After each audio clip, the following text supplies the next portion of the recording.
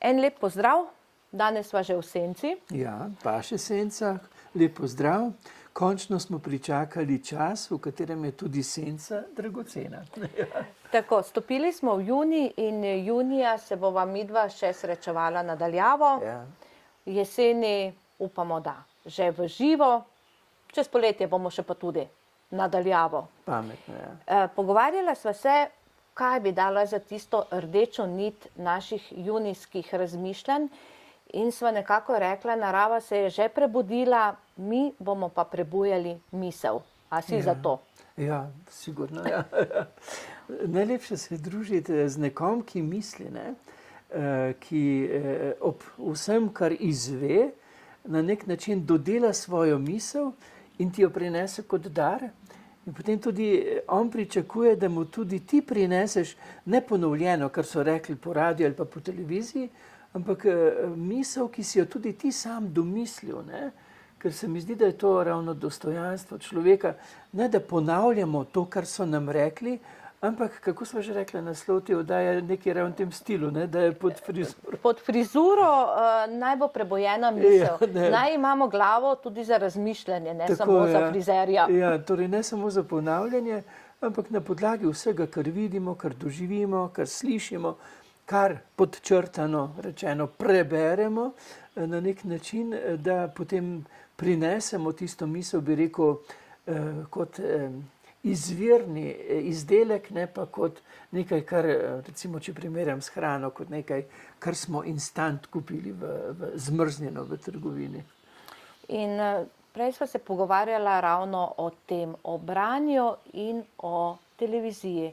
In sva skupaj ugotovila, da mnoge moderne dnevne sobe nimajo več regalov za knjige. Včasih je bila to obvezen del opreme, sedaj so obvezni del opreme velike ekrani.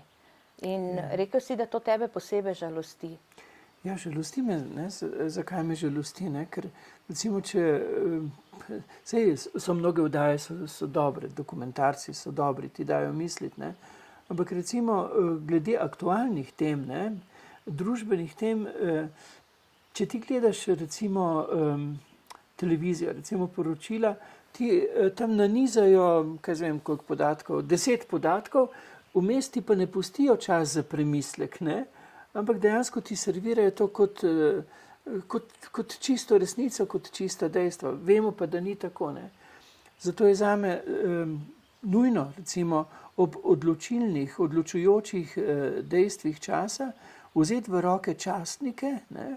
Ker časnik ti da čas, da tudi premisliš, ti prebereš novico, jo premisliš, jo recimo v druženju z prijatelji predebatiraš, jo osvetliš z raznih vidikov in seveda moraš to svojo miselni horizont poglabljati še s tistimi, ki ti pomagajo misliti. Recimo, jaz si ne predstavljam, da ne bi vzel v roke te klasične mislice, recimo Platona, ne?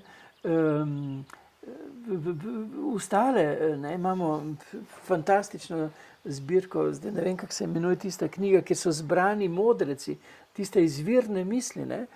Ti moraš samega sebe na nek način ponuditi v čas in prostor kot avtonomno, kot je rekel Taras Kermavn, samostojno posamezno osebnost. In ne kot je rekel Lenin, uporabnega idiota, oziroma on je rekel koristnega idiota, na koga je mislil. On je mislil na ljudi, ki slepo sledijo nekomu, ki jim nekaj reče, ne?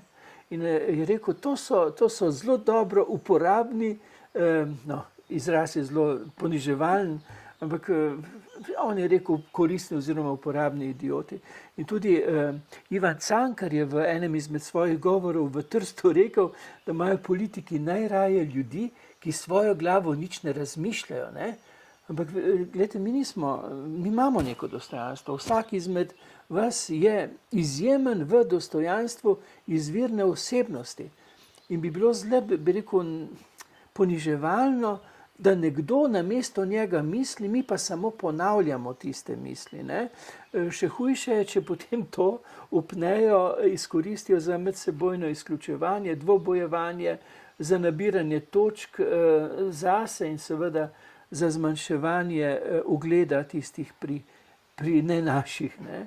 Torej, veste, je čas povezovalnosti, na kar nas je zelo, zelo opozarjal tudi Anton Trstenjak, ne, da mi, ki znamo peti večglasno, ne, znamo tudi družbeno delovati na ta način, da se s pestrostjo misli med seboj bogatimo, ne pa izključujemo, da se dopolnjujemo. Ne.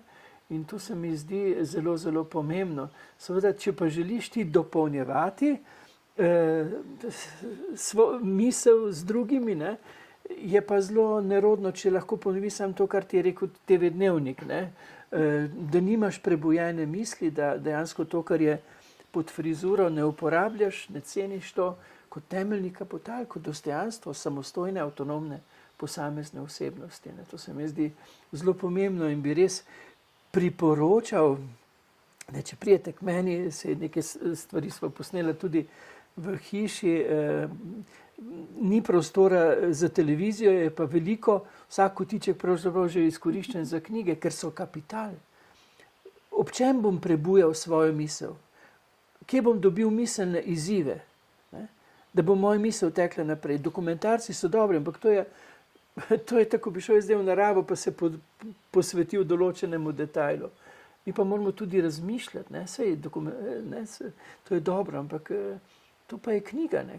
Knjiga je temeljni kapital in pa druženje s človekom, ki ne misli tako kot jaz, ki mi je v miselni izziv. To ne pomeni, da je fanatik, ne? In hoče, da bom jaz mislil, kot on hoče, da bom jaz mislil, kot on želi, oziroma da bom jaz pričakoval, da bo on prevzel mojo misel. Ne, gre za sposobnost prepletanja misli, medsebojnega bogatenja in medsebojne spodbude, da v raznolikosti, ki jo damo skupaj, pridelamo dodan uvid, vsak na svojem področju. In morda bi danes zaključila s povabilom. Stopite v svojo domačo knjižnico ali pa vašo najbližjo krajevno knjižnico. Ja, to je samoumevno. To je samoumevno. Ja, ker v bistvu to so svetišča. Ne?